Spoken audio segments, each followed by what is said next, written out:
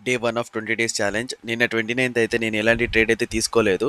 నిన్న ఒక 2, 3 1:3 రేషియో ఉన్న ట్రేడ్స్ అయితే వచ్చాయి. కానీ నాకైతే ట్రేడ్ తీసుకోవడానికైతే అవకాశం దొరకలేదు. ఎందుకంటే నేను ఆఫీస్‌లో ఉన్నాను. సో, నాకు ఆ వర్క్ అది ఇది అంతా కొంచెం కుదరలేదు ట్రేడ్ తీసుకోవడం. ఈరోజైతే మనం ఫస్ట్ ట్రేడ్ అయితే మనం తీసుకున్నాము. సో, ఆ ట్రేడ్ యొక్క అనాలిసిస్ అయితే నేను మీకు ఎక్స్‌ప్లెయిన్ చేస్తాను. దానికంటే ముందు మన రూల్స్ ఒకసారి అయితే తెలుసుకుందాం. సో, నేనైతే ట్రేడ్‌లో ఓన్లీ 1:3 అయితే మాత్రమే బుక్ చేస్తాను. ఒకవేళ 1:2 వస్తే కాస్ట్ టు కాస్ట్ పెడతాను. లేకపోతే 10 పాయింట్స్ ఎస్ఎల్ ఇచ్చేసి సైలెంట్‌గా ఉంటాను. 1:3 ఉన్న రేషియో అలాంటి ఆ ట్రేడ్స్ మాత్రమే తీసుకుంటానని చెప్పి ముందే చెప్పాను. లేకపోతే ఆ రోజు ట్రేడ్ చేయను. సైలెంట్‌గా వెయిట్ చేస్తాను పేషెంట్‌గా. విత్ డిసిప్లిన్ అండ్ ప్రాసెస్ మాత్రమే ఫాలో అవుతానని కూడా చెప్పాను. మనం ట్రేడింగ్ చేసేది కూడా ప్రైస్ యాక్షన్ పైన. సో, నేనైతే ముందే ఈరోజు తీసుకోబోయే ట్రేడ్ గురించి ముందే నేను టెలిగ్రామ్‌లో ఆ లెవెల్స్ అయితే మీకు షేర్ చేశాను. సో, అదే లెవెల్స్ దగ్గరికి వచ్చినప్పుడైతే నేనైతే ట్రేడ్ తీసుకోవడం అయితే జరిగింది. సో, ఆ ట్రేడ్‌ని అయితే ఒకసారి మనం డీటెయిల్‌గా చెక్ చేద్దాం. ప్రాఫిట్ వచ్చిందా? లాస్ వచ్చిందా అని. సో, మన ట్రేడ్ వచ్చేసి 24,750 పుట్‌లో అయితే దొరికింది. లెవెల్స్ వచ్చేసి 104 దగ్గర అయితే నాకు ఎంట్రీ అయితే దొరికింది. ఇది ఒక మంచి సపోర్ట్ జోను. ఎందుకంటే ఇక్కడ సెల్లర్స్ ప్రెషర్ అయితే బాగా కనిపిస్తుంది. బయర్స్ కొంచెం వీక్‌గా ఉన్నారు. అప్పటికి మార్నింగ్ నుంచి సెల్ ఆన్ రైజ్ మార్కెటే ఉందని చెప్పి నేను ఆల్రెడీ టెలిగ్రామ్‌లో అయితే చెప్పాను.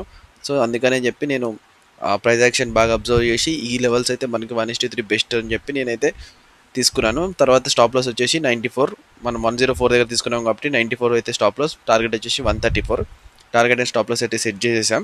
సో, ఇప్పుడు మనం ఏం చేయాల్సిన అవసరం లేదు. ఇప్పుడు మనకు ఒకటే టార్గెట్.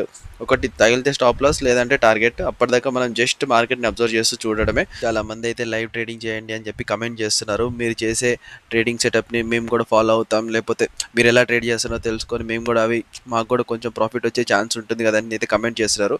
ఫస్ట్ ఆఫ్ ఆల్ ఎవరు పడితే వాళ్ళు వచ్చి ఇట్లా ఒకరోజు 2 వీడియోస్ పెట్టేసి ఇట్లా చేస్తున్నాం అట్లా చేస్తాం అని చెప్పేసి మీరంతా బ్లైండ్గా ఫాలో అవుతున్నారంటే ఇంకా మీరు ఈ బిజినెస్లో ఉండడమే వేస్ట్.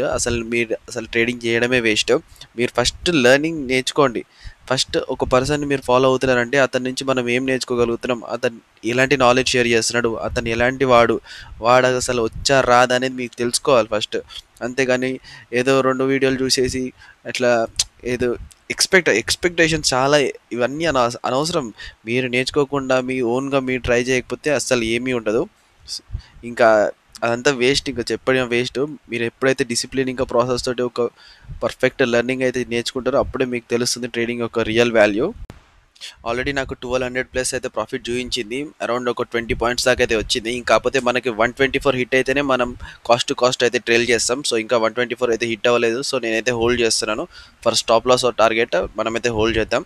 డిసిప్లిన్గా మనం ఎప్పుడైతే ట్రేడింగ్ చేయడం స్టార్ట్ చేస్తామో అప్పుడే ఆ రోజు నుంచే మన ఫస్ట్ స్టెప్ స్టార్ట్ అయినట్టు ట్రేడింగ్ జర్నీలోకి. దానికి ముందు మొత్తం మనం ఎన్ని చేసినా ఎంత ఎక్స్పీరియన్స్ ఉన్నా అదంతా వేస్టే. ఏ రోజైతే నువ్వు డిసిప్లిన్గా ఈ రోజు నుంచి నేను ట్రేడింగ్‌ని డిసిప్లిన్‌గా చేస్తానని ఫిక్స్ అవుతావో, ఆ రోజు నుంచి నీ ట్రేడింగ్ ఎక్స్‌పీరియన్స్ కౌంట్ అవుతది. దాని ముందు నువ్వు 1 ఇయర్ చేసావా, 2 ఇయర్స్ చేసావా, 3 ఇయర్స్ నుంచి చార్ట్ చూస్తున్నావా, ఇవంతా కౌంట్ అవ్వవు. ఇవంతా గాలిలో మాటలే మాత్రమే. అవంతా వేస్ట్. ఎప్పుడైతే నువ్వు ఒక డిసిప్లిన్ ఇంకా ప్రాసెస్‌లోకి దిగావో, ఆ రోజు నీకు తెలుస్తుంది అసలు ట్రేడింగ్ అంటే ఏంటిదనేది. ట్రేడ్ ఎంటర్ అయిన 15 మినిట్స్ తర్వాత అయితే మనకి 1:2 అయితే వచ్చింది. 1:2 తర్వాత మన రూల్ వచ్చేసి మన స్టాప్ లాస్‌ని కాస్ట్ టు కాస్ట్ పెట్టడమే. సో, మన ఎంట్రీ పాయింట్ వచ్చేసి 104. సో, నేను ఏం చేశానంటే 105 దగ్గర అయితే ట్రైల్ చేశాను. రూ. 1 ఎక్స్ట్రా. ఎందుకంటే మన క్యాపిటల్ చాలా తక్కువ కాబట్టి 10,000 కాబట్టి.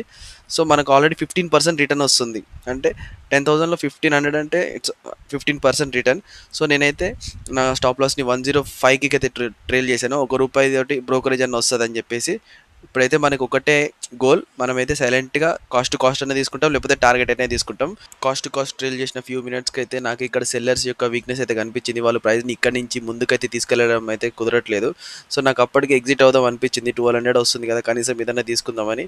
ఇక్కడైతే నేను కొంచెం నా మైండ్‌ని కంట్రోల్ చేసుకోలేకపోయాను. అయినా గానీ ఎందుకులే నేను రూల్స్ అయితే ఫాలో అవ్వాలి. నేను డిసిప్లిన్‌గా ఎట్లైనా ఉండాలని చెప్పి హోల్డ్ చేశాను. సో, అదైతే కాస్ట్ అయితే హిట్ అయింది. అది మనకు తెలిసిన విషయమే. ఎందుకంటే అక్కడ సెల్లర్స్ ఈజీగా చూడొచ్చు. అక్కడ సెల్లర్స్ వీక్‌నెస్ చాలా క్లియర్‌గా కనిపిస్తుంది. వాళ్ళు అక్కడి నుంచి ప్రైస్ అస్సలు ముందుకు తీసుకెళ్ళలేకపోయారు. సో, ఈరోజు మన డే 1 అయితే కాస్ట్ టు కాస్ట్ అయితే క్లోజ్ అయింది. ఇంకొక ట్రేడ్ చూపిస్తాను చూడండి. ఇది ఇంత వెరైటీ ఉంటదో. సో, ఇది నా ఫస్ట్ ట్రేడ్. అసలుకైతే ఫస్ట్ ఇక్కడనే ట్రేడ్ తీసుకుందాం అనుకున్నా. నా దగ్గర ఉన్న 10,000 క్యాపిటల్‌తో 130 వరకే నాకైతే ప్రీమియం బై వస్తుంది. సో, అక్కడికి 134 దగ్గర అయితే ప్రీమియం ఉంది. సో, నేను 130 దగ్గర అయితే బై ఆర్డర్ ప్లేస్ చేశాను. వచ్చి హిట్ చేస్తదేమో అని చెప్పి వెయిట్ చేశాను.